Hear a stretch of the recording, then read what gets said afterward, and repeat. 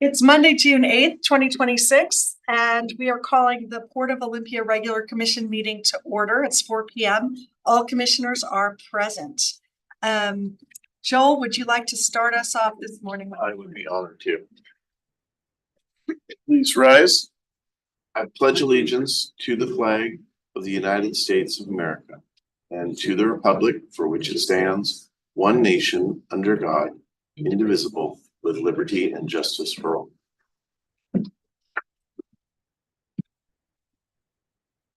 All right.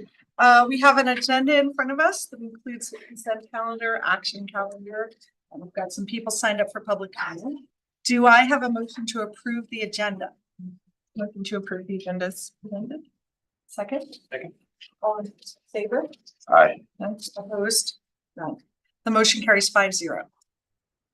Alex, will you share your executive director report? Happy to. Okay, so at the airport, we were able to get some solar lighting installed in our taxiways. The firm SPX Technologies, it's a company that specializes in solar airfield lighting, and it partnered with another company, Crouse-Hinds, that manufactures airfield lighting control systems. And the goal is to expand the usability of complete solar airfield lighting system at airports, thereby reducing energy demand on the grid. Because the Olympia Regional Airport had installed the Crouse-Hinds airfield lighting control system, we were a perfect candidate for SPS Technologies to install their solar lights at our airfield for a demonstration and a promotion of their integration with Crouse-Hinds. So this was all done at no cost to the port. The lights illuminate the airport's longest taxiway, Taxiway F, which has not had lighting until now. We're super excited and grateful for the opportunity to partner with these organizations and improve our safety under low visibility and nighttime operations. We're excited it's a green energy system as well that's powered through renewable energy from the sun. And these photos are of the new system already hard at work. Let's see, last Wednesday, we hosted 25 fourth grade students from Madison Elementary. They got to learn about port operations and equipment, water quality, our environmental initiatives, the port's history, and they also gained some insights into the timber industry thanks to Weyerhaeuser's participation. Also last week, we had an opportunity to partner with the Thurston EDC to support the annual Inspire Women's Business Conference, and it was held in Lacey this year. It was a day dedicated to recognizing women leaders in our community. Featured a lot of guest speakers, networking opportunities, and valuable insights to the regional economy and how our women entrepreneurs can fit into that. So thanks to the port staff who attended, worked the booth, and also contributed to making the event success. A reminder, we are holding our public tours of the Marine Terminal this summer.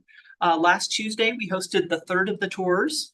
Thanks to all the community members who participated, and we appreciate Weyerhaeuser's participation as well. If community members want to join us for a free Marine Terminal tour, they're the first Tuesday of each month. The next tour is July 7th, and please go to our website if you'd like to attend, and you can sign up right there. On June 6th, our local community partner, SWAE Night Markets, hosted their second car meet out at North Point out on the Baki Bowl parking area at North Point. We had more than 30 vendors and about 200 cars, and it was a beautiful scene at sunset and lots of opportunities for networking, photo opportunities, and community building around these beautiful cars. Thanks to the port staff who spent their time and energy to help this one work and also manned the event. And then last Friday, we had an opportunity to have Representative Lisa Parsley, representative in the House of Representatives at the state legislature, come and visit. She, along with Commissioner Montano and baby Vincent Montano and Commissioner Vasabita, toured the Marine Terminal, and we were able to talk with her about maritime issues. She is the vice chair of the Maritime Caucus at the legislature this year and is excited to help promote and support the Port of Olympia, as well as other maritime entities around the Sound and her position in the legislature. So we really appreciated the time and energy of Option and the team to walk her around, and appreciated the longshore taking some photos and talking with us as well. Coming up, we have the Olympia Lacey Fan Zone out at the Port Plaza. The first event is on Friday, June 19th. And folks are able to buy tickets if you just go to the Thurston County Thurston County Chamber website. And you've got opportunities for a general admission for $10 and then also a VIP access for $75. And if you go to the website of the Olympia Lacey Fan Zone, you can learn lots more. And then I also wanted to just highlight, if the commission does approve on the consent calendar, the new rules for the POCAC, the Community Advisory Committee, their operating rules and the governing resolution, then we will start the recruitment process under that new resolution. So to apply, anybody who's interested should go to the website and navigate to the community tab on the website. There you'll find lots of information about the POCAC, as well as a link to apply to volunteer on the POCAC. And so the form asks for some specific information, and applicants may also upload additional information such as a cover letter or supporting documents. And then just a reminder of the new selection process. The current POCAC members are encouraged to submit their names for reappointment. They don't need to apply via the website. Once the recruitment is closed, it's going to be open for a period of 45 days. The names of all of those applicants will be forwarded to the commission. Each commissioner will nominate 3 candidates for POCAC membership, 1 from within his or her district and 2 at large from within Thurston County. And then the commission as a whole will vote on the full slate of nominations at a public meeting. So this is the details of the recruitment. The efforts will begin on June 10th, 2026, remain open for 45 days. We will put out information digitally through a port e-blast, social media channels, and local media outreach. And also on the ground, we'll be at our community events. We'll be also promoting an opportunity to serve on the Community Advisory Committee, and then in marketing materials as well. And then we will collaborate with our partners to get the word out as well on that. And that is it. Okay, as we shift to public comment, Missy will bring me the people who signed in. I just want to take a note for those wishing to testify online that we have often said, please be courteous in language and demeanor. I think really what a good way to think of public comment is we request that you comment on the policy and not on the people in the room or what people's intentions are, but really help us understand the policy that you're concerned about. And with that, I'm going to call on Ms. Lee Reiner to lead us off with her comments on port issues.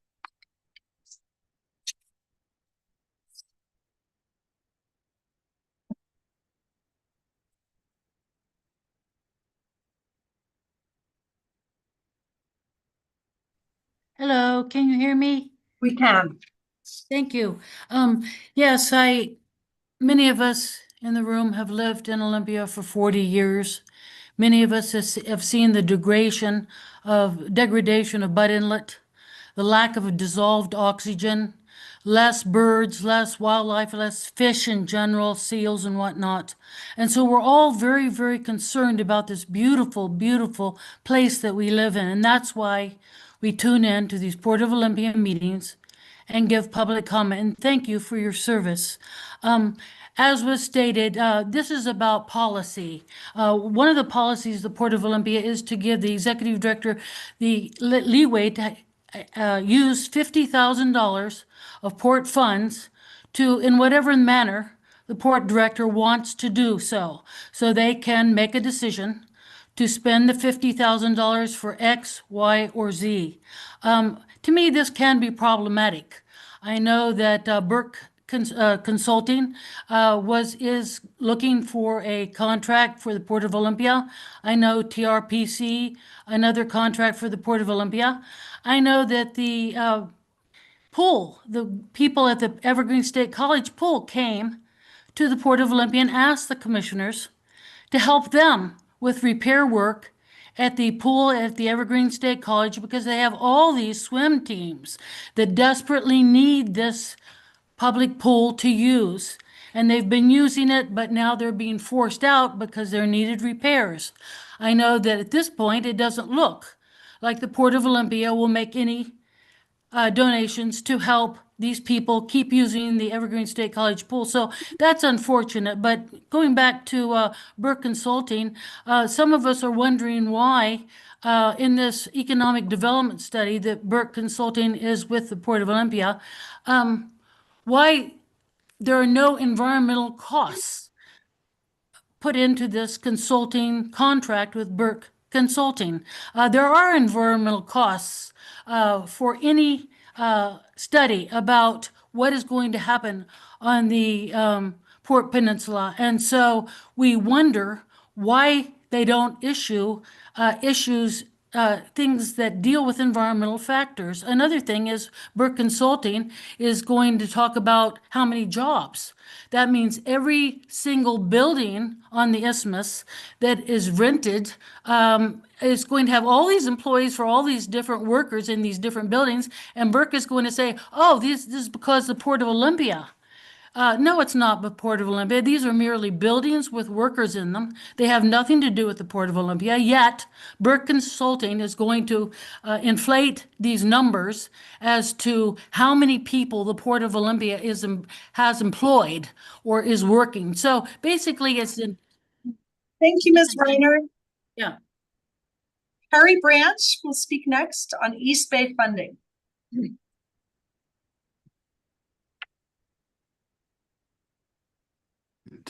Can you hear me? Yes, Mr. Branch. Oh, hi, good evening. I'm concerned that the port may be looking at some unforeseen costs of dredging Swantown Marina coming up. And I am suggesting that we sort of live with that and create parts of Swantown Marina into a houseboat community. Houseboats can be, you know, basically a barge built of concrete with a house on it. It doesn't sound very nice, but some of them can be quite attractive. And you don't really have to dredge as much or even at all with houseboats like that. And then just have a narrow channel dredge up to the boat works. Then I would, of course, suggest to take it beyond that and restore that last section of the Moxley Creek estuary.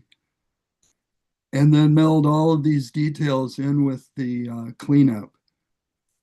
You know, that you have a lot of overlap. You may have a cleanup, you know, which is, you know, problems in one place, but that place might also represent opportunities. How could we use a parcel for restoration, cleanup, development, or whatever we want? But in order to do these things effectively, we've got to put everything into the pot at the same time, and see what happens. You know, I think some of this would result in mountains of mitigation. And really, let's begin by thinking holistically, put everything on the table. Anyway, that's pretty much what I had to say. Thank you for this opportunity. Thank you, Mr. Branch. Jan Witt, Economic Benefits Study Funding.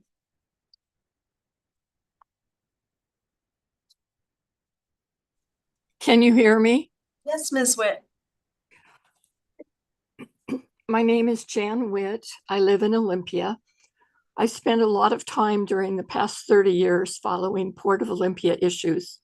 During those years, very troubling port traits and patterns have been very evident, not just to myself, but to countless others as well. One such troubling port trait is the repeated pattern of emphasizing and inflating benefits of port operations while undermining or completely ignoring their very real and often far-reaching and significant adverse impacts and costs. I see that today port commissioners are being asked to fund an economic impact study. The meeting packet says that the study results will enhance public understanding of the port's value. The study will not investigate, identify, or even acknowledge any of the many very real negative direct and indirect impacts and costs associated with port projects and activities. An example regarding the Olympia Airport. The meeting packet indicates that the study will identify economic benefits of things such as sales of aviation fuel, landing fees, aircraft hangar rentals, and leases.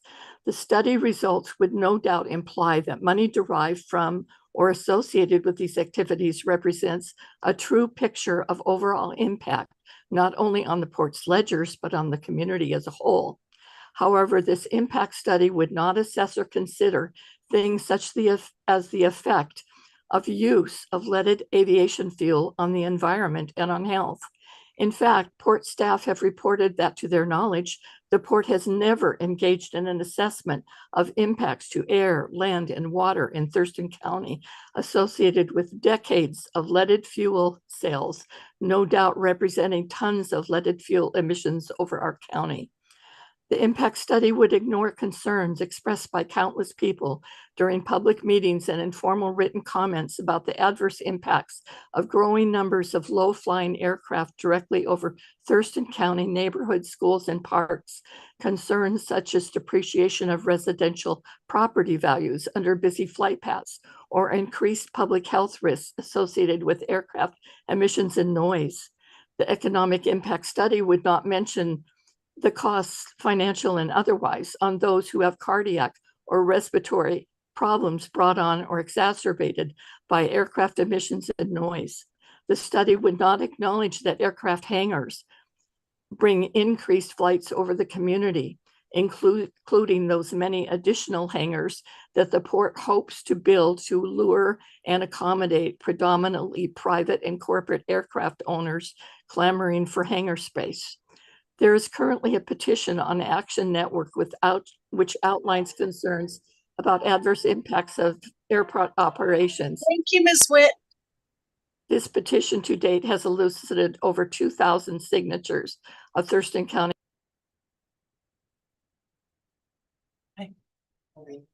Ms. Witt, thank you for your thoughtful comments. John Cezanne, Burke contract. Hello, commissioners. Can you hear me? Yes, hi, John. Great. Hi. So I'm John Suzanne of Olympia. I just have a brief comment about the Burke's contract, the so-called economic impact study. To be clear, I think it is just a waste of taxpayer money. No disrespect for the Burke's professionals, but the study lacks some critical elements, primarily not being able to assess environmental impacts, as you heard from the previous caller, and person, and from Jan, and as cost of operations and also the cost of dredging is not included in the analysis of the cost benefits of the marine terminal operations. But just generally speaking, I think in our current environment where budgets are really tight and there are huge environmental costs that are looming on the horizon for the port, it seems to me that it's not a good time to be spending this money on an impact study that's flawed.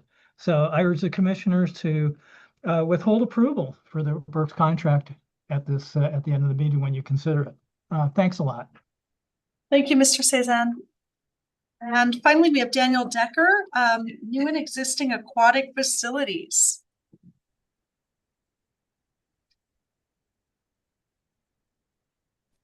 Hello, I'm here. Can you hear me? Yes, Mr. Decker. Thank you. Hi. I was present a few weeks ago at the last meeting where comment was taken and Henry Valls talked, and I'm on board with a lot of his comments. I want to approach it with a slightly different angle, and that is that this is a public good. And what I'd like to see is all of our different elected officials, so Port Commission, City Council, County Commission, and state work together and exhibit some good vision. And an example I've been thinking about using is the Brooklyn Bridge. So when the Brooklyn Bridge was built several hundred years ago, some politicians, the mayor said, "Hey, I think we should build a bridge." And a lot of people said, "That's crazy." And he was elected and he said, "We're going to do it." And he just did it. He didn't do lots of studies. He just did it. And a couple points of that is, one is it was not all his idea. people who live there on both sides were going, hey, we really need a bridge. This would be a good idea. So having vision and leadership doesn't mean that you're all responsible for coming up with the idea. It's a good thing for your community. Another point is the accountability that happened in that project when the builder cheated out and he used some inexpensive wire because he could save money and make more money. He got caught, and unlike the usual procedure for public work projects these days, he didn't just get more money and extend his deadline to finish. He went to jail and his company had to pay for the repair that he did. So with that vision in mind, I would love to see all our elected officials work together with the vision of, first of all, keeping the Evergreen public pool open, because it would be a crazy waste of our funds to destroy a functioning pool, which would take maybe $50 to $100 million to replace that pool as it is somewhere else even. So let's have a vision, keep that pool going, and then let's talk about building more pools. Since you're the port, I would say let's build one on the port. Let's stop the log yard, and this is the crazy part, I know, and build a school for material science there. Let's put a mill there to turn lumber into products so it doesn't have to go overseas. And let's build a beautiful aquatic center there. The last 10, 15 years of my career, I taught vessel safety and survival at sea to scientists, and marine competence and water safety is critical. It saves lives. And thank you very much for your time. Thank you, Mr. Decker. That concludes our public comment. We do have an opportunity for commission response to public comment. I'm going to just see, it looks like Commissioner Tupas would like to respond. Yeah, I just wanted to respond to the economic impact study comments. The fact that, they call it, or it's mentioned that they're flawed. I don't believe it's flawed. It doesn't encompass everything. But we as a commission really need some data in order to make our decisions. So one of the things that we often talk about is what are the effectiveness of our business lines, and studies like this are exactly what we need. So I'm excited to have some more data, and I think any data is useful. That's all I have to say. Thank you. Commissioner Unsold? I will just thank people for having voiced their concerns, and will say that there is a lot of things that I will make sure that the port does take into consideration as we move ahead with some of the issues that we do have on our plate. And so I want to thank everybody for having participated. Thank you. Commissioner Hanson? Yeah, I'd like to echo Commissioner Tumpas's comments about the economic impact study. And I will say that these concerns have already been taken into account. When I was last year on the POCAC Economic Development Subcommittee, we participated in kind of the early part of this process, helping staff to look at the responses to the RFP, and it was unanimous that everyone that reviewed the responses liked the Burke proposal the best, and included in the conversation now has been working with the consultants to understand not just the benefits but the costs of business. And so I think the community concerns have been heard. They're being incorporated into the project. Understanding that to do a full analysis of all the costs, there's no end to that, right? You can come up with opportunity costs, ad infinitum. So there has to be a stopping point in order to create a budget for this endeavor. But the community has been heard, the feedback has been taken, and it's being worked into the study. Thank you. Commissioner Montano? Yes, I also appreciate the public comments and will appreciate more data from this study. It is time that we update the economic impact study. And I just wanted to point out, while we can't get all the environmental impacts from this study, we are still continuing to try and study those. I know Sean is working on a greenhouse gas inventory, our environmental director, and we'll have more information on that, later this year. I really appreciated public comment today as well. The bookends of the comment, we were urged to look holistically, that some of our problems are opportunities if we can address them holistically.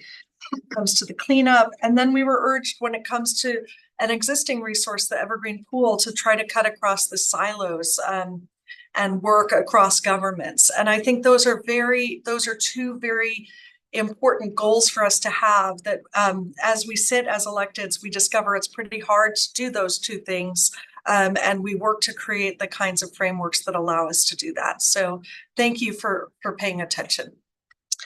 With that, we're going to move to our partner spotlight, and we have Kyle Baxter from Northwest Helicopters here to tell us about the Olympic Air Show and Olympic Flight Museum. Chris Paolini will be introducing.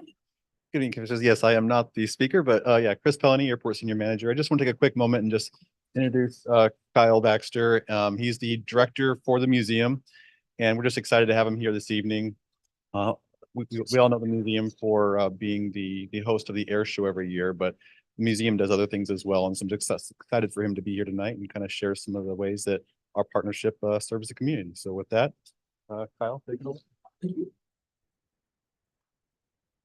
So I'm a transplant from Arizona. I came here in 2007 to Tumwater area. And one of the first things we did was to know my community. So I went to a couple Tumwater commission meetings. I thought it was really cool is if you had a guest speaker, they got a Tumwater pencil. You have Tumwater on it. I thought that's great. The speaker should give something to them for letting them come and speak. So I got something for each of you when they approach. That would be okay. I got something for each of you. Oh, please. Is our whirly birds. Thank you. So instead of a pencil, it's something that we have at our thing, and if the Thank you. director and council would also take one. I have something else which was part of my presentation. Just want you to see, you may recognize her. I won't give it away who she might be with the Hands on Children's Museum, but it's one of our community partners that we do work well with. So Kyle Baxter. I am employed by Northwest Helicopters. We have a big presence on the airfield, not just Northwest Helicopters, but our museum is the nonprofit side of the company. And with that comes the air show. The Olympic Flight Museum. Oh, and if I start going too fast, I get excited about aviation. Just give me a look of slow down and I will just calm the amount of talking. The Olympic Flight Museum is a nonprofit aviation museum located at the Olympia Regional Airport here in Tumwater, Washington, or Olympia, depending on who is on which side of the fence you're talking to. So unlike many museums, the aircraft sit behind ropes and you can't touch them or see them in action. Ours is a little different. We're considered a working hangar. Most of our aircraft do fly. They fly random times throughout the year, different air shows, and our own air show. There is an opportunity for children and adults to climb on board, touch, move, push, pull things in aviation, to where as you're moving the cyclic or as you're moving the ailerons, you can see what its cause and effect is if you were in a flight. So you can see the propellers move, you can see the rudders move, you can see those things, touch them. Our goal is to allow visitors to experience the sights, sounds, and excitement of historic or just all about aviation. The Olympic Flight Museum was founded in 1998. We operate as a 501c3 nonprofit. Its mission is simple but important: preserve, restore, share aviation history with future generations. I don't know if any of you have children here, but when my children take up a flight, they're doing this. They don't realize that you're flying in something you shouldn't be able to fly. So when I was younger, you used to be able to go on a flight, captain could invite you up and you could see all the things and the cool stuff. Since some unfortunate events, you can't really do that much, but you can do it at our place. We're not actively flying at the time, so you can come and you can see what switches do what. One of the cool things about this experience is we are on the Port of Olympia at the airport. So you don't just get to see this thing sitting here in the museum on the ground. You get to go outside, right outside the back door, an airlift is sitting right there. They may launch for an emergency. You have the tower directly across the runway that you can see. And if you have your radio on, you can listen to the tower talking to the other people that are coming and landing. So you can actually hear some aircraft say, hey, coming in for clear to land, and then see them land and take off all from the museum. So it's really neat. Some of the partnerships we have with the museum are, like you see there, You may know her as Amelia Earhart, but that is Heather with the Hands on Children's Museum. We work with them quite a bit to relive some history. We don't just call her, she does not go by Heather when she's there. She is actually Amelia, and she gets into the character and is dressing the part and talks about her flight. She talks about what she's done. We want to invigorate more of that into our daily routine. So during the summer breaks, when the Hands on Children Museum are doing their educational portion of aviation, not only does she dress up, but we do a STEM class at our port while they're doing their STEM class. So the older kids can come and actually physically see the stuff you can't see during some of the younger ages and see an airplane take off, see how it works, see how it operates. We work closely with other community members. We have a partnership with the Museum of Flight in Seattle. We have a sister reciprocal relationship. So if you are there, you can come to us. And if you're here, you can go see them all in the same admission, but also our memberships go back and forth. So not saying anything because we love them up there, but our memberships are just a little bit cheaper. So if you got a membership here in Olympia, you could go experience up there in Seattle. This year, we do put on an air show every Father's Day weekend. This year, it's June 20th and 21st. We have some exciting things planned. We did lose. There was an event at a recent air show where we lost our military asset, but that is okay. We still have plenty of good aircraft and different varieties of aircraft coming to show both outside the area and in the area. Northwest Helicopters will be putting on some aircraft. DNR is going to put on their demonstration for their firefighting aircraft to get some of that information out there. We are working with Intercity Transit this year, so we will hopefully not need to use the overflow parking on the port. We will be able to use parking off-site and have a shuttle service bring people to and from the airport pretty rapidly. So that's an exciting program or exciting partnership we have this year. It's the first time we've done it. We're pleased. We're hopefully it's going to grow and continue. The museum serves as an educational resource for the community, both aviation history. We have the Friends of Willie and Joe, which reenact World War II. What was like to live out in like an airfield or a base during World War II. We have the PT boats that come in and show what it was like working on one of the PT boats. So we don't just do aviation, we do aviation and military type demonstrations, depending on what traveling vendor or group wants to try and present themselves. We have a space for that. It's not just aviation themed. You can also rent it out for like a birthday party or a commission meeting or some other event that you may need to have a space that's unique. It's not just, oh, we're in this office again today and it's, yep, we're doing this PowerPoint. You can actually do it there and see some things that are different. So you're like, oh, we're in a different space, a little exciting. Smell the aviation fuel. One thing about the museum is I came here in 2007, like I said, one of the first things I did Father's Day weekend was go to the air show. I was already in aviation, but wasn't a pilot. Got really excited about getting involved in something here that can help me grow my career. How the path of life takes you. A few years later, Northwest Helicopters found me. I was working at Boeing, was going to leave there. They picked me up. I've been there at Northwest for about 6 years now, but talking to their employees and colleagues and things like that, I've come to learn that a lot of people started the same way. They started out in an air show, became a volunteer at the air show, got their A&P license or pilot's license, and now work for Northwest Helicopters. They work for American Airlines. They work for other local community. Boeing is a huge component. Benefits from us, they don't know it, is that people come see the air show. They come to the museum. They touch, see, sound, want to get involved. So then they go get their A&P license. And then Boeing is one of the bigger aviation companies in our state, and they pick them up pretty quick. And it all started because of that love for aviation that they learned at the air show and museum. The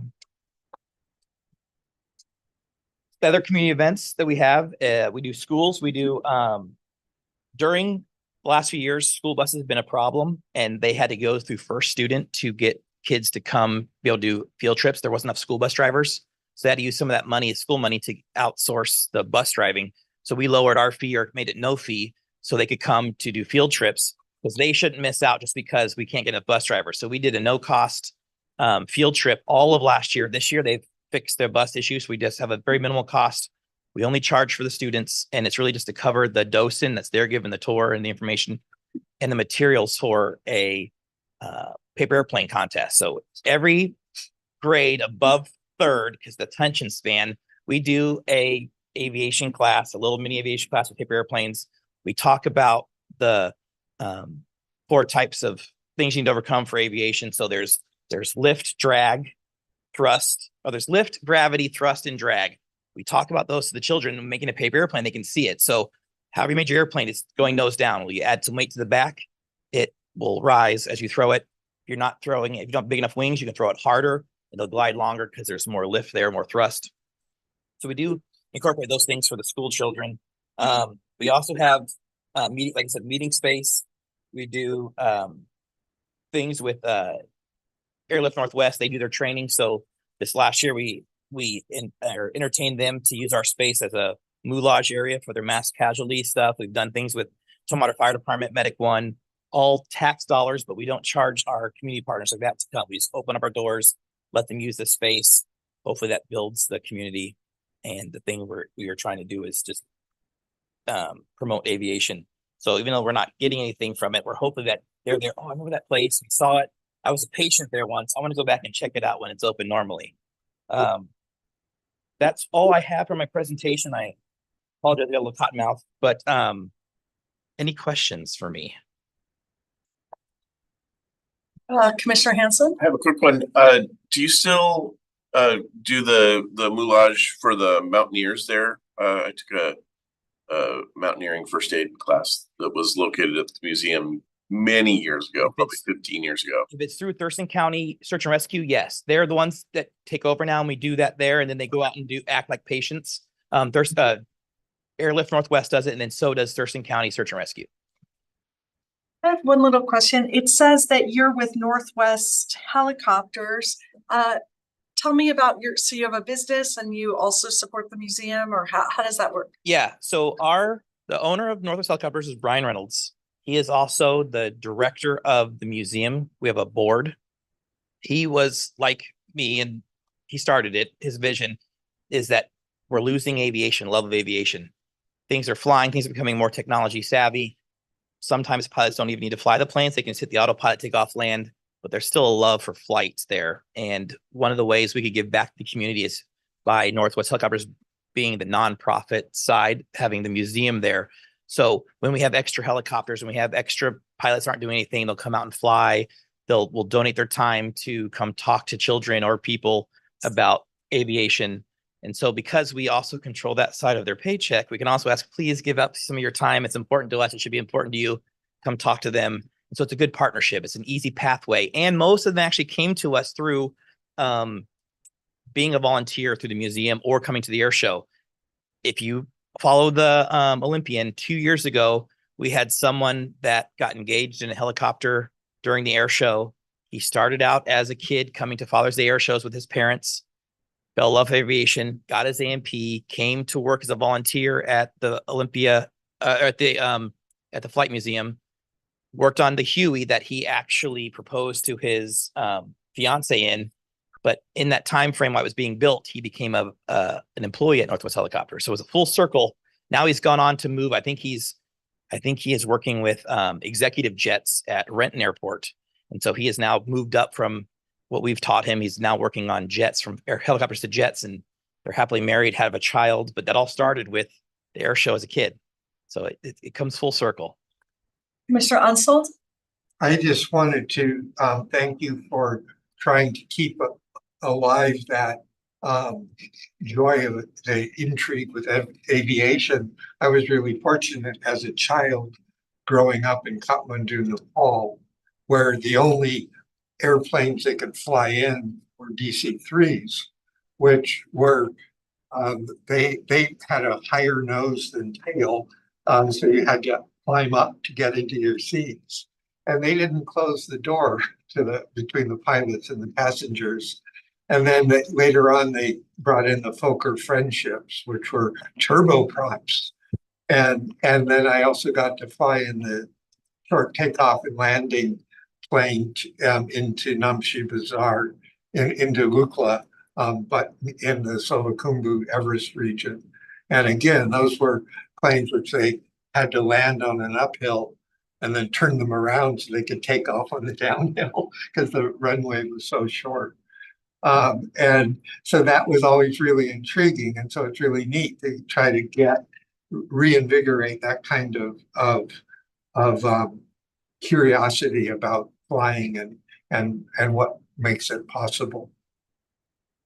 Yeah, and just to add on to that, it doesn't have to be, you don't have to become a pilot. You can be a mechanic, you can be an air traffic controller, you can be some other assistant to the aviation community just by being there and experiencing it and get your hands on. Do you fly helicopters now? I don't. I'm a fixed wing pilot. So I'm about 16 hours shy from being able to fly a helicopter myself.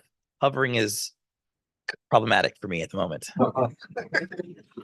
I just had a chance to review the quarterly economic outlook forecast for the state. And in doing so, aerospace remains one of our growth industries in the state of Washington. So it's a really important part of who we are. And thank you for your work and bringing that into our local community. Yeah, thank you very much. Thanks for letting me be here to talk to you. With that, we're going to turn to the consent calendar. There are 4 items on the consent calendar: the Port of Olympia Community Advisory Committee resolution and operating rules, Bud Inlet cleanup, which is the contract amendment for Dalton, Olmsted, and Flugavand, Bush Prairie Habitat Conservation Plan, update and amendment to the interlocal agreement with City of Tumwater, and bills and vouchers for May 2026. Do I have a motion to approve the consent calendar? Motion to approve the consent calendar as presented. Commissioner Hanson has moved to approve and Commissioner Montano has seconded. Is there discussion? By way of discussion, I would just say that I do think I guess we don't do discussion on consent. You can have a discussion on the motion. Okay, please, sorry. Okay, I just wanted to say that I appreciate the information that has been provided. And yet, as is often the case, the more answers you get to your questions, the more questions they arise. And so I, especially in regards to all of the steps that are necessary for the Habitat Conservation Plan, and just some of where the bills and what actual services the bills and vouchers are being, I would just really encourage us as commissioners to work with staff so that we can all get kind of a broad overview of port finance and financial management. And so I'm not going to speak against anything on here. I'm just wanting to add that as something that I would really hope that we can accomplish. Commissioner Hanson? Yeah, I'll just quickly say that at your request as the secretary, I met with TJ last week to start working through and understanding, getting a better finance guy to review the bills and vouchers and start working on a program, whereas the secretary, I'll review everything. I've laid eyes on all the things that are in this packet or in this consent calendar.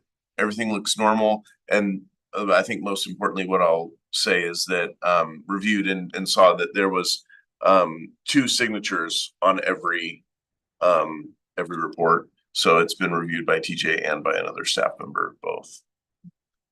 Thank you for that, Commissioner Hanson. And just to kind of close the loop on that, this packet includes more information about bills and vouchers than we've had. And I think it's probably more than we need if it's understood that the role is the secretary is that check on comparing signatures. I'm glad that we've gotten to that point because as part of governance, if we are consenting to this, we need to know what the process is. So I do encourage you to schedule time with Alex and staff to make sure you're comfortable with that. And I really appreciate that level of scrutiny. Commissioner Chumpas. Yeah, as far as the POCAC part of the consent calendar, I just wanted to say I appreciate the 5 months for us all to grapple with this issue. I think at the last meeting, I think it showed that none of the 5 commissioners had everything that they exactly wanted, but we came to it as a group, and I think that's valuable. And we also took in advice from POCAC members and I think this is a good move forward. And even though I didn't get everything that I thought would be best for the POCAC, I think overall this is gonna be really good and I'm excited to recruit. Thank you. Okay, with that, all in favor? Aye. Aye. Aye. There's, Clark, did you say aye? Okay, the vote carries 5-0. And we move on to the action calendar. Mike Reed, will you come tell us about our economic impact study and a possible Burke contract?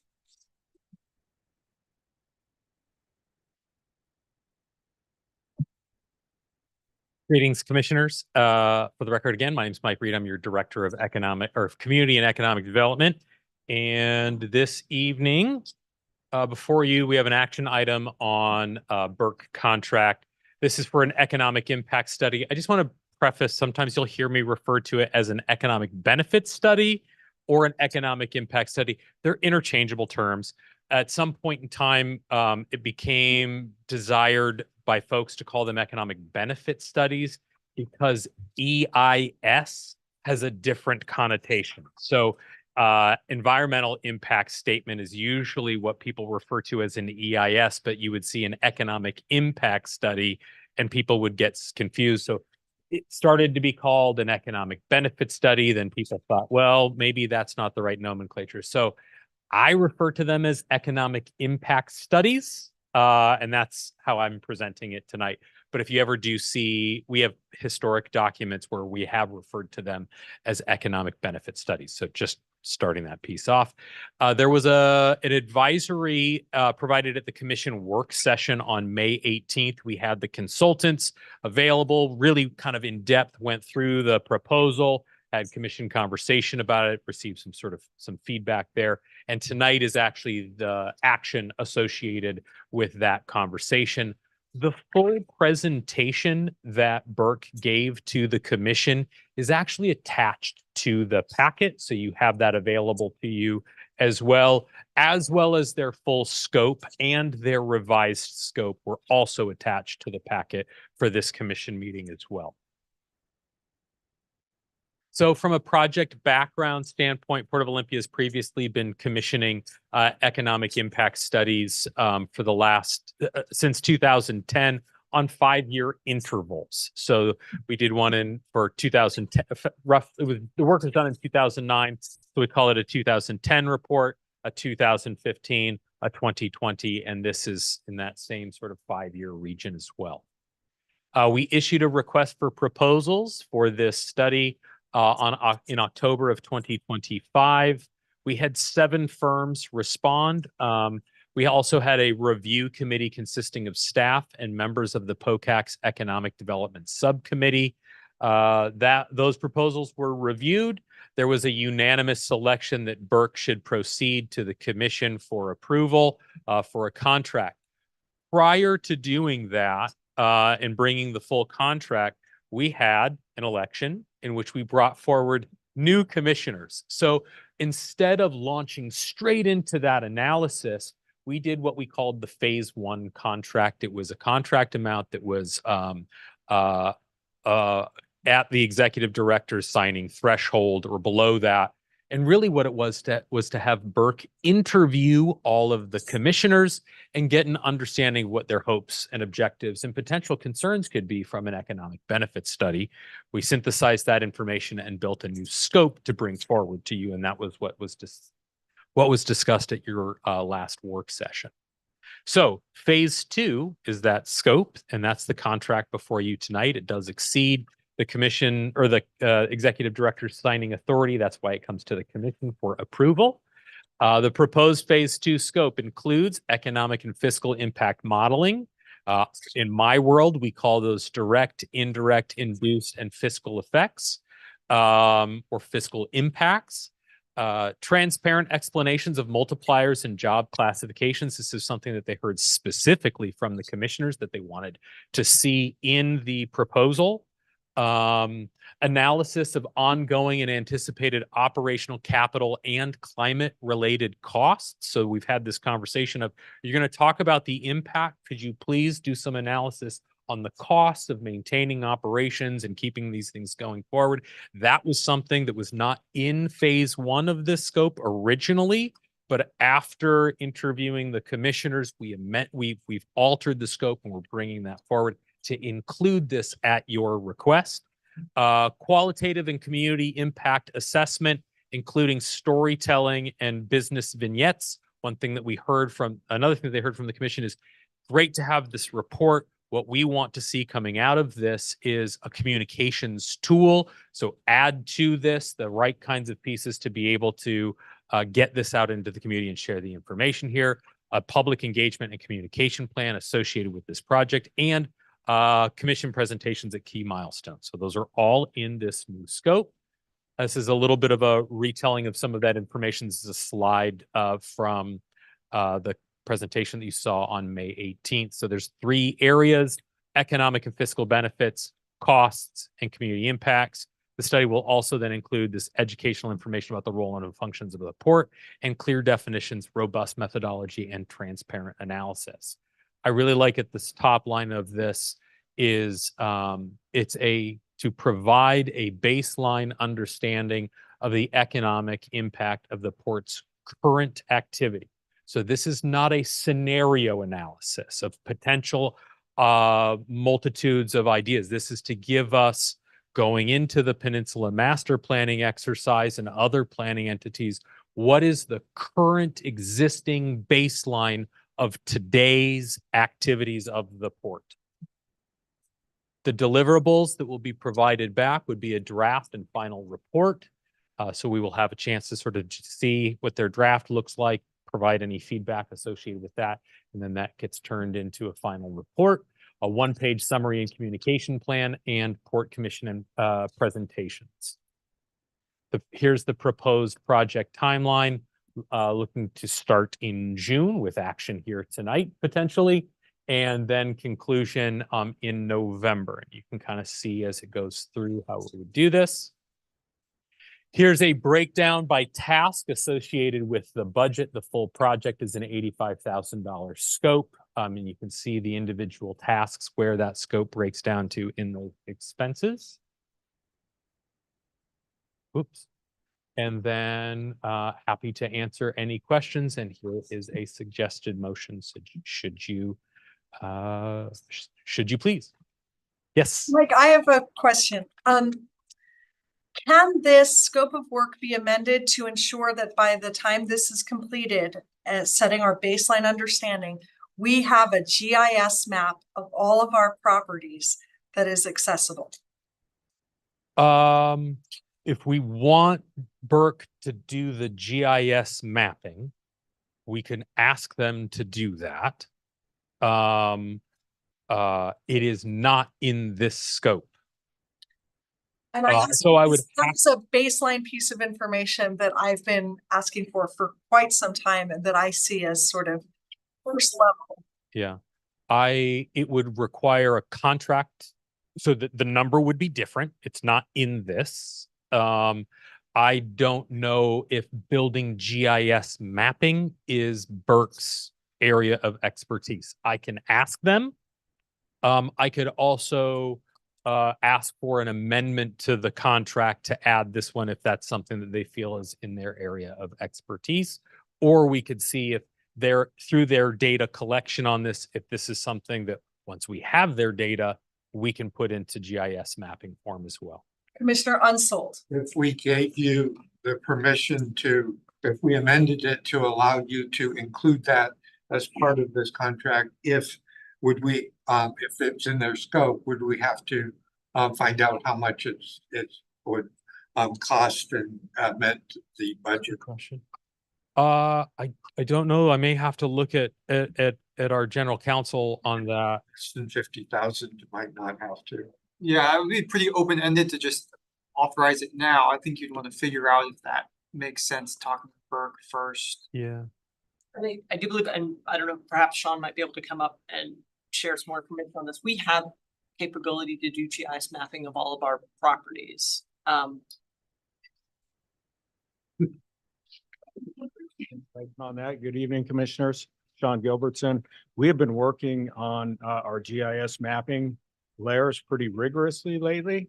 A lot of that has to do with the story map we're putting together for the Bud Inlet Subcommittee. But we have the capability and we actually already have the properties in a layer. So we haven't really rolled it out as, hey, here's a layer of all of our properties, but they are there in the GIS layers that we have, and we'd be happy to share that with the commission.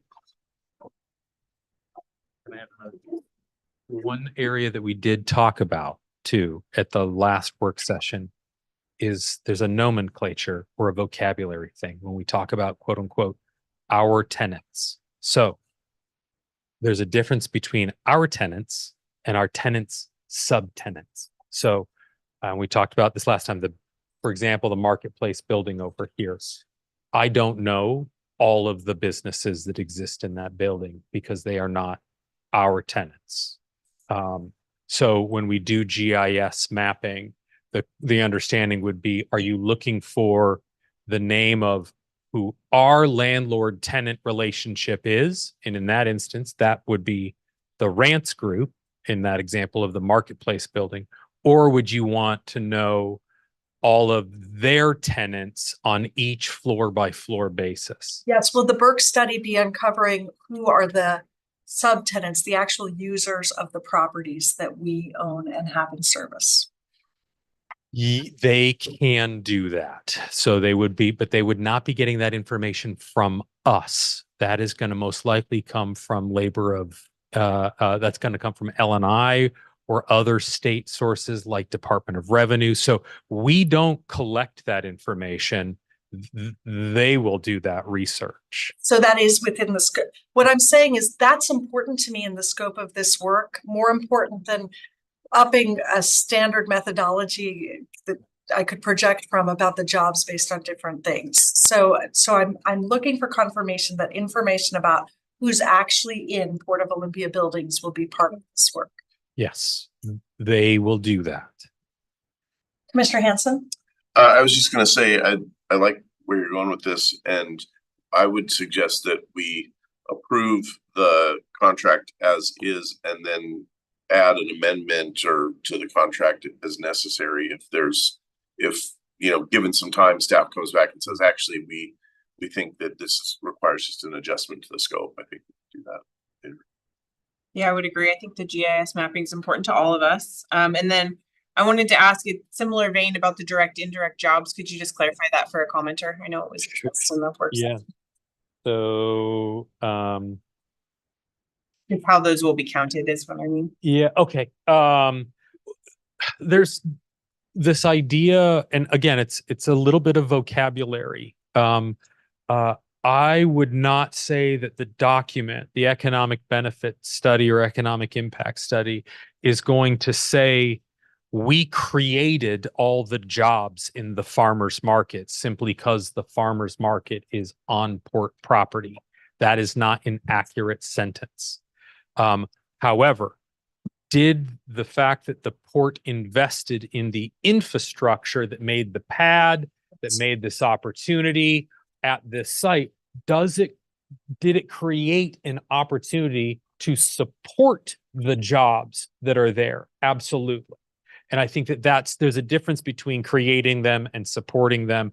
This is a platform in which, just using that example, you're giving a centralized location in downtown near the waterfront to support those industries and businesses to locate into a facility like that. Again, we did not create the farmers in the farmers market. Did we give and support them by having a location central in this area? Yes. And so I think that's the balance there. Does that make sense? Okay. Mr. Chupas. Yeah, I was just based on commenters, I was just hoping that you can give an idea of when we get this data, what is it used for? And what are you most excited to see? Okay, thank you. Great question. I think for us, it does help sort of frame up what we do and what we talk about. It also is valuable in grant pursuit. It's valuable in comparing ourselves to other ports. It's why creating wildly divergent methodology can become somewhat challenging. I trust that Burke, who is experts in this field, I do trust their methodology so that we can compare ourselves to other ports with like kind pieces. So I like that we can track, we can monitor, we can assess. There's some ability to look at previous reports that have been done to see progress, gives us benchmarkings to look at future. I am looking forward to, in this one, there's a couple of pieces that are new to us. I like the cost piece.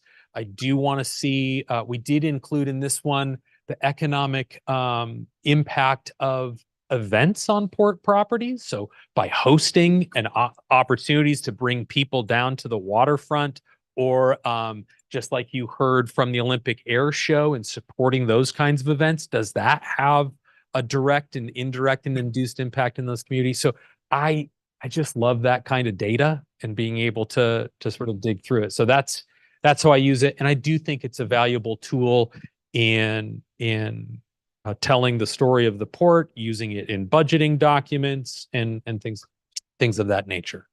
Back to Commissioner Hanson. Yeah, I just wanted to highlight one of the things that I think is important here, that sometimes the language in these kinds of reports can be kind of mushy and you don't really know, well, what does that mean? Like, the way that you use the words. And I know that I expressed that I'd heard from people that we wanted to have the consultants, if they were going to make an assumption, that they back it up with some information so that we can understand how that assumption was made, and maybe even say, what would happen if the opposite or a different assumption was made. And I appreciate that they've been responsive to that, and that I think that will not only help to give us additional information, but will help to explain to the community. We're not trying to hide the ball here. We're trying to gather information and better understand our business operations. Commissioner Montano. I wanted to ask about the dredging as well. We heard public comment that the cost of dredging won't be included, but I did see in task 4, they're going to do the cost analysis, and I'm guessing that's going to include marine terminal dredging costs, but do you know for sure? What they've said in their scope of work says that they would be looking at 3 specific cost areas. Those would be, so they call them ongoing and anticipated costs. It says operational costs, things like analyzing ongoing costs required to operate port assets across all 4 business lines, identifying trends in documented spending and facility upkeep. Then they have a capital improvement and infrastructure costs. Our team will review the port's existing capital investment plan and related records to summarize anticipated investments the port has identified as necessary to keep facilities competitive and functional.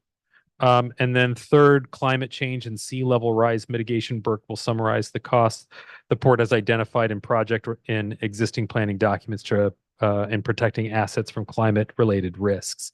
I don't know where the concept that dredging wouldn't be in that. The only thing that I would say is it a cost that we're incurring? So the idea of if it is an expense, if we aren't bearing the expense, I don't think that would be a cost that we would evaluate. So if the cost is, or the expense is being incurred by the Army Corps of Engineers, that's not a port expense that we carry on our books. So that maybe that's the question.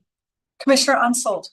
I just want to say that another way to look at it also is that it is a port cost. To do dredging is a cost of operating the port in the current fashion.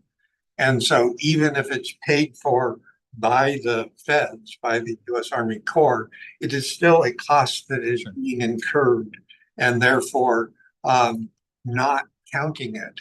It is a kind of a bit of a distortion of the actual costs. I'll get clarification on that. It would seem to me that they're looking at the capital improvement and infrastructure costs and operational costs of the port And that's sort of their general statement that they have in here. Generally speaking, when economists are talking about capital improvements, they're talking about building a structure. And dredging is a kind of maintenance, but it's not a capital improvement. Anything else for the good of the order? I'm just going to say that from my standpoint, what I did raise when Burke came in and presented their scope of work, and I really wanted there to be an assessment of the environmental services that are being degraded and being lost as a result of port activities. And because that's not in there, I'm going to make a symbolic vote against this proposal. If we can, motion, or yes. I move to approve the proposed scope of work and contract with Burke Consulting for the economic impact study as presented. Okay, we have a motion and a second. Is there discussion? No further discussion? Okay, all in favor, please signify by saying aye. Aye. Aye. Okay, opposed? No. So I guess we have the moving forward, the scope of work and contract. And Mike, I will rely on you to follow up on the issues that you heard that were important to all of us as we move forward. Understood. Thank you. Thank you.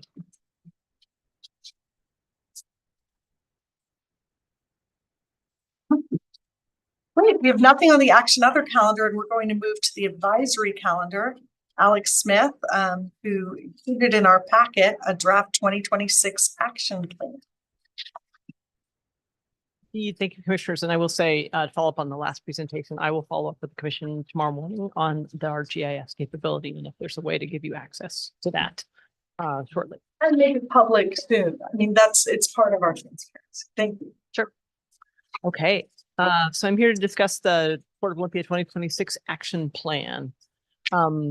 Tonight's presentation is advisory only, and it really is presenting a 2026 action plan pursuant to Vision 2050. And by commission resolution, Vision 2050 has been designated as the port's plan for our organizational focus for the future. It contemplates that we'll do 1-year and 5-year action plans to implement the vision. Staff developed an action plan for 2026, and we worked through it with the commission at a retreat on March 24th. The action plan reflects commission input from both that time on March 24th and also an earlier commission retreat in February. So just as by way of background, so the Port of Olympia, there's some things that the public sees and things that the commission does that the public sees. But then there's also a lot that sort of happens underneath the water of the Arctic here in just running the port and the day-to-day operations of the port. And so really what this document does, the 2026 action plan does, it really focuses on those things that are above the operational waterline and really are above and beyond the day-to-day work. So Vision 2050, as folks may recall, has 10 sort of overarching policy goals. I won't read what's on here now because the action plan is organized pursuant to each of the policy goals. So policy goal number 1 is related to the marine terminal, and it is to preserve and enhance Thurston County's working waterfront and connection to global trade by diversifying marine terminal operations, improving communication, and securing community support. And underneath that goal, we had 5 actions. One is to continue work on Warehouse B to provide some additional storage capacity at our on-dock facilities.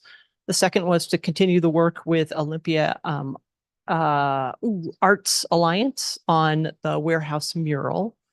To continue the work on the Port Peninsula Master Plan, which will include some layout opportunities and looking at future uses of the port, the marine terminal. To continue our participation in the Washington Public Ports Association's Maritime Industrial Development Coalition, which is really focused on seeing if we can increase opportunities for boat building and shipbuilding at Washington State ports. And then also to continue our work with the City of Olympia to improve permitting and some our ability to have some certainty related to our operations to allow us to be nimble as we have opportunities related to our marine terminal operations. Goal number two, policy goal number two, has to do with Swantown Marina and Boatworks, and that is to make investments and improvements that ensure Swantown Marina and Boatworks remain a premier and priority destination for visitors and tenants alike. So our 7th largest marina in the state, we want to continue its ability to attract visitors and to be a hub for mariners. So there are, again, 5 goals here. One is to expand the boat yard so that we have additional space for our local boaters to haul their boats out and do work on their boats. The second is boatyard stormwater. We want to install an enhanced Point treatment of system. information, Alex? Yeah. The expansion was related to the derelict vessel. It is. It is connected to. Yes. Oh, absolutely. Thank you, Commissioner, for that. Yeah, the boatyard expansion is not just to add additional space, but also to provide a dedicated space where we can take derelict vessels and continue our partnership with the Department of Natural Resources on removing derelict vessels from Puget Sound. The stormwater treatment system is an enhanced treatment system, and it will ensure current and future compliance with all our regulatory requirements. The waterfront hotel project, that we wanted to continue our work with the developer and negotiate lease terms that can be brought to the commission for approval. This also came out of one of the commission retreats, was a real focus on human-powered watercraft and really prioritize as we look at real estate development and opportunities on the peninsula, that we are focused on providing additional access for human-powered watercraft. And then another one was Olympia Community Sailing, work with them to provide a hub for them at our Swantown Marina for their operations. The third overarching policy goal had to do with destination waterfront, and it was about turning the Port Peninsula into a premier destination by adding attractions, increasing accessibility, and maintaining a clean and safe environment. And apologies that it's a little repetitive, but the waterfront hotel project is a big part of that, achieving that goal, and also the work on the Peninsula Master Plan. In addition to looking at the marine terminal, it looks at the east side of the Port Peninsula and what the opportunities are there for either development or public access and recreation. Goal number 4 has to do with economic development, and it's about leveraging the port's unique statutory authority to catalyze economic opportunities in partnership with local jurisdictions and economic development organizations. So this came out of one of the treats, is working on a strategy to support industrial and commercial development in Yelm and Lacey, and also South Thurston County. The second was an economic benefit study or impact study, which you heard about this evening. The third is a Panattoni development agreement, which really would allow some certainty around what would be developed out in the Newmarket Industrial Campus, and it would provide folks an idea of what benefits would be provided to the community as a part of that development opportunity. The fourth is East Bay solicitation, and that would be to work with the commission on project principles for soliciting a developer for the remaining East Bay properties, similar to what the commission did for the hotel solicitation at Site D. We'd go through a similar process there.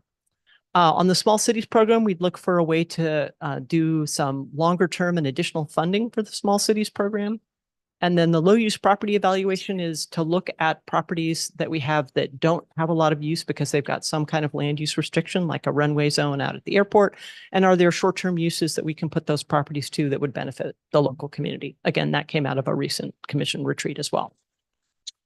Goal 5, non-trade maritime functions, and that's explore the potential for the port to serve as a cruise ship destination or a regional commuter node. There's 3 there. One is on ferry service to track the state's work on ferries and legislation, for instance, on passenger ferry service and what opportunities might come out of that. The second is to do a ferry demand study and understand the demand in our local community for this kind of service. And the third is to contact cruise ships and see if there is an opportunity to have Olympia be a destination for the cruise ships. Goal 6 is for the airport, maximize the economic and community value of the Olympia Regional Airport in accordance with the Airport Master Plan and FAA regulations. On those, we've got some larger projects. As always, safety is a priority at the airport, and so making sure that the pavement on our runways and aprons and taxiways are in good repair is always a priority. So those are the first 2. The third is unleaded avgas implementation plan. We want to start offering unleaded aviation gas at the airport, and so we're working to find a way to do that and do it in a consistent way. So it's an option for all of the folks who visit our airport. The airport office moving it out of its current building into the terminal building on the other side of the airport. That opens up that other space for opportunities for other developments and potentially some additional revenue. And then Newmarket Vocational Skills Center is working with them on an aviation workforce program that would actually be housed at our airport terminal building. Goal 7 has to do with environment and sustainability. And this is to emphasize sustainability in all planning and actions and provide regular updates to the community. So on Butt Inlet sediment, that's a big priority of ours. The 2 goals there are to complete the sampling and then also develop a plan for funding that includes other potentially liable parties. The folks who actually did the polluting, have them help contribute to the cost of the cleanup. Bush Prairie Habitat Conservation Plan, there's 3 goals. It has to do with finishing the draft and submitting it to the U.S. Fish and Wildlife Service, which we've actually already done. Drafting the NEPA document, the way it works with U.S. Fish and Wildlife, they make the permit applicant submit the NEPA document, they review it and update it, and it's eventually their document at the end of the day, but we do the draft. And then also looking at opportunities for mitigation land. On the Cascade Pole site, we're continuing our compliance, but also looking at ways that our continued compliance out at Cascade Pole, we might be able to adjust the site to reduce costs. On climate change and sustainability, we've been looking at finalizing our climate change or our climate policy and our sustainability plan, and also looking at incorporating a tenant incentive program so that if folks incorporate sustainability into the developments they do on port property, there's a financial incentive for them to do that. We always continue our work on environmental compliance and then on environmental stewardship as well. Administration Goal 8, improve our ability to make decisions, resolve issues, achieve our objectives and mission, and implement Vision 2050 recommendations to become an innovative economic development leader. To do that, we've got a number of actions. One is a software upgrade. Right now, a lot of our systems don't talk to each other. It requires a lot of paper processes. So we're doing an upgrade that gets us to the latest and greatest software, especially financial software, but then allows actually our systems to talk to each other, which will help everybody. Consolidate our port offices, help get more of our folks in one building over at the new Dancing Goats building. And also just doing this move is helping us with our records and kind of cleaning all that stuff up. Updating our governance documents in partnership with our commission subcommittee of Commissioners Unsold and Vasavada. We're updating our delegation of authority. We're updating our planning documents. In particular, we're going to be working to make sure our comprehensive scheme of harbor improvements, which is the document that we are required to have by statute, is aligned with all of the other planning documents we have, such as Vision 2050, this planning document, our Peninsula Master Plan. GIS and mapping capacity, we have been working on it, and as we continue to grow it, we will share it with the commission. And then 5-year action planning, we wanted to make sure to start 5-year action planning this year and hope to do that with the commission in a retreat in early August. Goal 9 is finance and funding. We want to develop a long-term finance strategy that supports the port's mission and our responsibility to generate sustainable economic and community development. We're looking to develop a long-term funding strategy for our long-term capital needs. We're also doing the software upgrade, and that will definitely help our finance team do more things like modeling and staying on track. Just be more nimble when it comes to financial information. Optimize our finance team capacity. We've got some legacy issues we need our finance team to address, and then we're looking to bring on a CFO who will bring a more strategic lens to our finance team. And then we're evaluating different changes to the budget format to make it easier to understand and maybe helps in terms of tracking some of our finances as well. And finally, Goal 10, thank you for your patience here, is communications and engagement. This is building community partnerships and expanding communication and public participation strategies. The top goal or action came out of the commission retreat is hold commission meetings throughout Thurston County, and Missy is actively working on scheduling those. We also want to develop a communication strategy that really helps us communicate better with this unique environment we have here in Thurston County and Olympia. Communication support is finding additional tools and ways to support the commission as you are out and engaging with the community. We want to get our Vision 2050 reporting. We want a template, and we want it to be very consistent so the community can see how we are tracking on our Vision 2050 goals. intranet launch and website update so that we are sharing information more seamlessly inside the organization. And the website upgrade is to make it a more user-friendly product. Right now, it's got some challenges with search capabilities and other things. We want to make sure we update that. And last but not least, support 2026 events and our community partners who hold their events on Port property. So next steps, this action plan is on the agenda for the June 15th work session. So there's an opportunity for the commission to continue to discuss it. And then we'd like to bring it to the commission for approval at the June 22nd commission meeting. That was a mouthful. Thank you. And I think it's great, Alex. Thank you to see it all there. That's all that we're in the middle of working on this year. Kind of gives us a sense of how big the lifts are. I didn't see, I think there's items that talk about destination waterfront, but not so much about TRPC and the specific of how that's right. But I wanted to just, before we go into others here, to preface this by saying we are going to have an eval meeting for our one employee, Alex Smith, in a couple, there's going to be an executive session. And this is sort of the work plan sheet. It's a little out of order, right? Like we're halfway through the year, but because we were so new as a commission, this is making it visible. This is the current work plan. If there's tweaks to be made, we can make them. And this is presumably at the end of the year, what we'll be looking at to see if it's accomplished. Or pulling out what we think is absolutely must have, like most important. So that's the context I wanted everyone to have. And now I'll go to Commissioner Unsold. Well, this is a lot. You did do a good job of covering it, but there are many portions of it that don't reflect what I think is really necessary. And the first and foremost is operating the port effectively as a well-run business. I'm really concerned about the second warehouse because we would be building it without any contractual guarantee of the being paid for by Suzano. I would like to just point out for historical sake that in 2003, the Port of Olympia, I believe it was 2003, when they got a container crane for a Russian shipping company that was going to be bringing in smaller container ships to unload in Olympia. We built a warehouse, we got a container crane. When the container crane arrived, it had lead paint on it. And so there had to be remediation done on that lead paint. We built the warehouse, we bought the crane, and then the company went out of business. And so the crane had to be scrapped, and the warehouse is what is currently the single warehouse that we have. But we had to subsidize it. It was the taxpayers who pretty much ended up paying for it.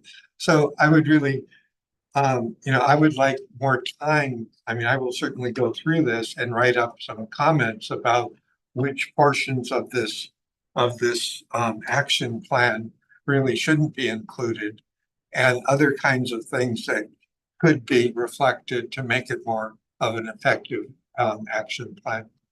But in some ways, I would kind of like there to be able to be some sort of a retreat session where we could go over this in a more leisurely fashion than just having it dumped on us and then have a certain number of days before we got to actually make proposed changes. Mr. Ansel, this is the plan for the year that we're in, but Alex, could you speak to the plans for retreat as we formulate our future year priorities? Yeah, absolutely. And I know that coming in, this commission was new, had a lot to learn about the port, and it would not have been fair to ask you all to say, let's decide in the first few months of the year, the next 5 years plan. And so wanted to just go through this year's.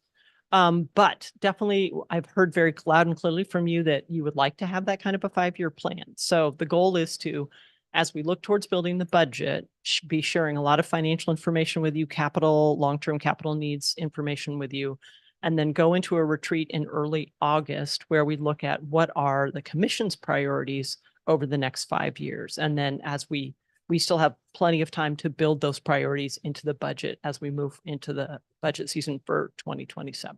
Okay. Commissioner Hanson? Yeah, I just want to follow that up by saying, first of all, I'm really impressed by this and thank you. I think you captured a lot of things accurately that we talked about in the retreat. But another thing we talked about in the retreat is that when a decision is made, that then we will speak with one voice as a commission. And so I take issue with Commissioner Unseld consistently bringing up the second warehouse, because that's a decision that was made, a vote that was taken by the commission, and a project that is moving forward. And so I really take issue with you not speaking with one voice as the commission when a decision has been made, and continuing to relitigate past decisions. So I just want that on the record that, that was part of what we talked about at the retreat as well. And Commissioner Hanson. Like you're doing that. We have some mixed sort of decorum rules about addressing each other versus addressing kind of what we're being briefed on. So I just want to recenter us for a second. I do think in a work session, we'll be able to kind of lean into each other on this a little bit, but I want to refocus on we have an opportunity to ask questions of Director Smith right now, and maybe shouldn't talk to each other through her for now. Save that for the session. Any further questions? No questions. Just to clarify, so this is a 1-year action plan. So is this what you would expect to have accomplished 1 year from when it's approved? Actually, the goal was to have a lot of this either completed or well on its way by the end of this calendar year. It was meant to be a calendar year. And as far as the 5-year action plan, when is that going to, do you have an estimate of like the month or the? It would be calendar year. So the goal would be to have it go from January 1, 2027 through December 31st, 2031. And when are we going to formulate that? Oh, in August, we'll do a retreat to formulate it. And then we will spend August through December sort of boiling it down, finalizing it, aligning it with the budget, and then having a chance to share it with the community as you all get ready to adopt the budget going into 2027. Awesome. And just as a note, Commissioner Montano and myself in scheduling meetings with Alex have really been wanting to push that sort of retreat, deeper work. Because we had that experience of, was his name Dan Stahl? We had someone who we thought was a helpful original retreat. He will be available in August to come and dig deeper with us. At the same time, I don't think we can wait without some kind of game plan, because it is our job also to supervise Director Smith and her work this year. And so I pushed to make sure we were doing some kind of, what is this year our agreed work product, even if there's someone who dissents or something, like what we're evaluating. And then that's separate from the deeper 5-year planning that we'll do together. Commissioner Hanson? Yeah, I just, there was one thing I wanted to maybe mention, because I know it's work that's ongoing that Senior Airport Manager Paulini has been doing, and that is at the airport preparing for the coming of electrified aircraft. And I know that work is underway, figuring out how to prepare our airport for that. And so I might, like to see that reflected in the document. Yeah, no, I appreciate that, Commissioner. We're actually going to be bringing something later this month that relates to that. So yeah, we can absolutely include this. Yeah. Okay. So as we move into the work session, Krog, I think I welcome you to also connect with Alex about kind of what you think what you'd like to accomplish during the work session and how, so that hopefully you can use your time to help us.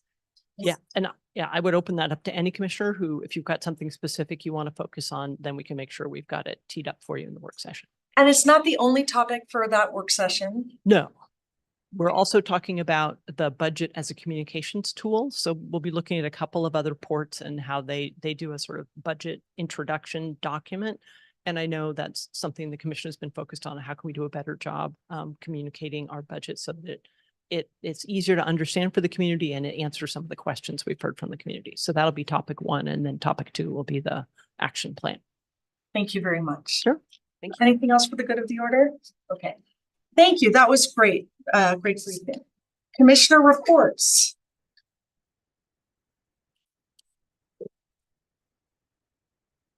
Commissioner Montano? Sure.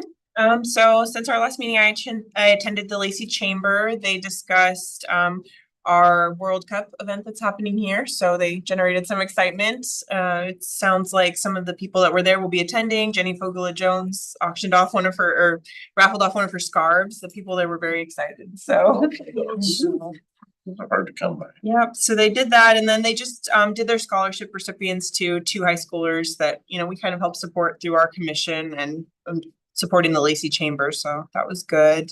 And then our tour with Lisa Partially was great. I just think that it was wonderful to have her out here at the Marine Terminal, and I'm glad she's part of the Maritime Caucus. She did say she was supportive of our hotel project, which meant a lot to me. You know, that's a big project and it's hard with the community to kind of decide, but it sounds like she's supportive and that meant a lot. And yeah, that's all I had to share. Thank you. Commissioner Ansel. The most interesting that I had was going to TRPC, and the walk and roll presentation that was done there was really fantastic. And that it's a program that I am a volunteer in. I've been approved to volunteer with them. I've had to have the background check done, but I haven't had the time to actually do the volunteering. But that's really an exciting thing that inner city transit is doing. So that was really worthwhile. Thank you. And thank you for covering for me. Commissioner Hanson. Yeah, May 27th was the May Economic Development Council board meeting. And we had a presentation from a local delegation, including our own Mike Reed, that went to the City Nation Place conference. It was such a great presentation that I went and saw it again a few days later at the county. But I'm really excited about the work, and I hope that some of that comes to this body for a presentation at some point in the future, because it's about economic development. It's about creating a sense of community. It's about tourism. It's about really some exciting holistic vision for, you know, what this community could be in Thurston County. Let's see. On the second, as I said earlier, I met with TJ to review the bills and vouchers and work on a process for doing that going forward. Also, the Grand Mound Rochester Chamber of Commerce, their speaker didn't show up, and so they asked me to give a report on the port. So I did it off the cuff, and good thing there wasn't any recording of it, because maybe I got some, who knows? I just kind of was winging it. Also met with Charles Costanzo, who is the consultant that WPPA has hired for the marine industrial business work. And he was passing through town. We agreed to meet and have lunch, and just by chance, Mike and Alex were able to join us. So it actually ended up being a really productive meeting, and I think it was super helpful to get kind of an inside look to that marine industrial base work that is happening kind of across the state, but be able to drill down on how it impacts us here. Alex, do you have a take home from that meeting you want to share with us? Sure. I think what was really helpful was that a lot of the ports share some of the same challenges in terms of permitting, in terms of sort of permitting and land use. And so there was sort of, what if we could have a set of standards that apply, sort of permitting standards that apply to all industrial, maritime industrial land. And so we're not sort of, no one has a competitive advantage or disadvantage over the other, just by sort of happenstance of what local jurisdiction they happen to be in. And also the continued conversation, I think you, Commissioner, yourself have said, of how can we all kind of get together, at least the smaller ports that do work here in Puget Sound, and sort of figure out how we can support each other rather than compete against each other. Mr. Chimpas? All right, and I have no port specific meetings, so I think we are good to go. Okay, and I really appreciated the opportunity to tour the marine terminal with Commissioner Montano and staff and Representative Parsley. And I think we need to find out a way for everyone to have that kind of opportunity, because the conversation you have when you're with someone who's been in local government for some time and understands finances and understands so many nuances, it really is a great opportunity for us as commissioners as well. And I think it unlocks our staff leadership in you get to hear more about what they're thinking and grappling with. So I hope we'll find those opportunities. Now, is this a report or is it other business? I wanted to add to what Joel had talked about, the City Nation Place, because I think I was there as well. And one of the things that I learned afterwards was that it would be really good if we had a motto. And they actually had agreed that It's the Water would be the best one. They had checked with the company that owns the Olympia beer now, whatever remains of it. And they were told that they could use that as long as they were not going to be selling beer. And what it turns out is that then COVID hit. And so things completely fell apart. And so there really is a lot of neat stuff that could happen from that kind of an effort to try to sell ourselves with that kind of a visioning and storytelling and so forth. Terrific. That wraps up commissioner reports. Missy, do we have any additional public comment? No. Okay. Other business, I wanted point of personal privilege. We've had a couple untold unsolds at this meeting. Anyone have anything they want to bring up with other business? I will flag one thing. I saw on my calendar that the Thurston Housing Land Trust on Thursday at 10:30 is doing a presentation. They've mapped sort of underutilized public properties. And I think this is more for the purpose of affordable housing. I have a conflict and won't be able to go. And I was going to, it sounds like Commissioner Unsold, you're able to go. It's not our own meeting. I think more than one commissioner can attend. It looked like it was addressed to everyone, but I didn't see it showing up on. It's actually Oregon, it's University of Oregon. That's there's University of U of O students that are going to be presenting. I'm going to try and make it. Okay, terrific. And it is by Zoom, yes. Yeah. And then the work session about the budget that's coming. There was something I wanted to ask everybody. Alex will be including in the packet examples from some other commissions. And I just wanted to note the importance to me of understanding two things: how they do their the asset reserves, and make those visible in the budget. So for example, if we currently have $0 set aside for new Swantown Marina docks, like how can people make visible their plan to build up those reserves? Is one of the pieces. And I just wanted to flag that in advance.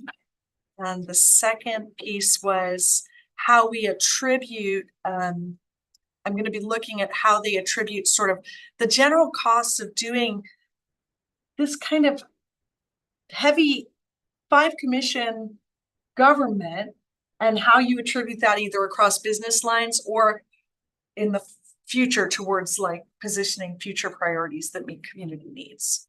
And so I was going to just lay that out there for the next work session. Commissioner Unsold? Are you asking about a depreciation account or a capital replacement fund? I'm not specifying a method, but it's something I'm hoping that staff will tease out as they pull together the multiple examples of budgets. Yeah, those sorts of strategies. Okay, then that's it for other business. Oh, one last thing, sorry, one more thing. This is where I go nuts. We now have adopted a commission resolution for the POCAC. There is that new form to ask the POCAC if they have research to do. I am thinking, would you, as our POCAC designees, so I'm not violating anything, I'm here in public, see if they have interest in exploring that houseboat, like what is the opportunity Oh, yeah. for houseboats? That's something I just had a question mark, or if you don't think that's worth following up with them. So, I think, yeah. okay, meeting announcements, Alex. Hey, coming right up. Let's see, the next meeting is tomorrow night. We have an executive session to discuss the price of real estate. Hopefully it won't take too long for all of you. On Monday, June 15th is the work session we were just speaking of. On Tuesday, June 16th is the next Community Advisory Committee meeting, and we'll be talking about sort of the transition and next steps with the existing POCAC members. And then on Monday, June 22nd is our next regular commission meeting. Thank you, Alex. And we have the exec session June 23rd, correct? Yes. All right, with that, I think we adjourn.